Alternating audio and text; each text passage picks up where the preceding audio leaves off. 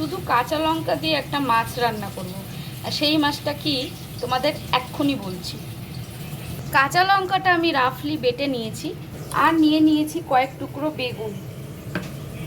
তো এই হচ্ছে সেই জিনিসটি যেটাকে এখন আমি ভাজবো তেলে হালকা করে।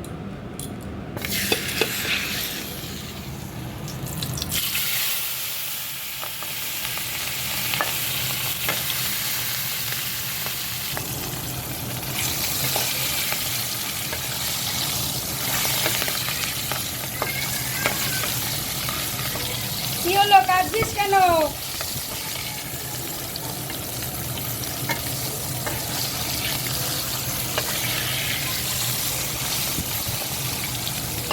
দেখো বন্ধুরা, আমি মাছ কিন্তু ভেজে নিচ্ছি অল্প করে, মানে হালকা করে। আর এই মাছের মধ্যেই আমি কিন্তু বাকি সমস্ত রান্নাটা করে নেবো। এই রান্নাটা খুবই ইজি, খুবই ঝটপট।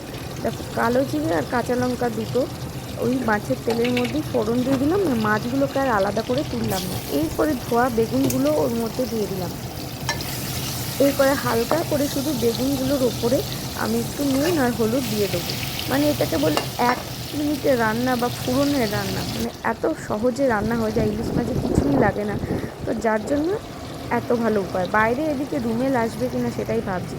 দেখো, কাঁচা লঙ্কা যেটা নিয়েছিলাম সেটা বাটির মধ্যে একটু জল মিশিয়ে নিয়েছি। এরপর বেসিক কিছু গুঁড়ো মশলা, যেমন একটু জিরে গুঁড়ো দেবো, একটু ধনে গুঁড়ো দেবো, আর দেবো আমি হলুদ গুঁড়ো।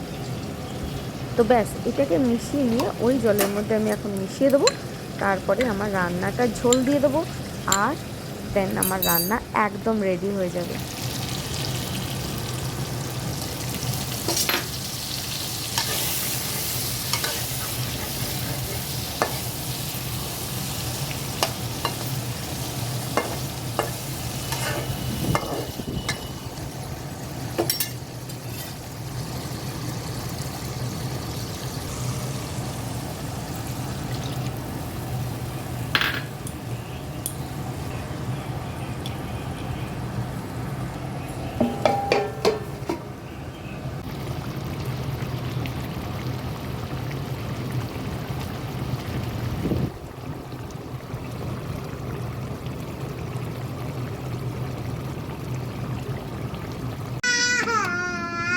দিচ্ছি দিচ্ছি।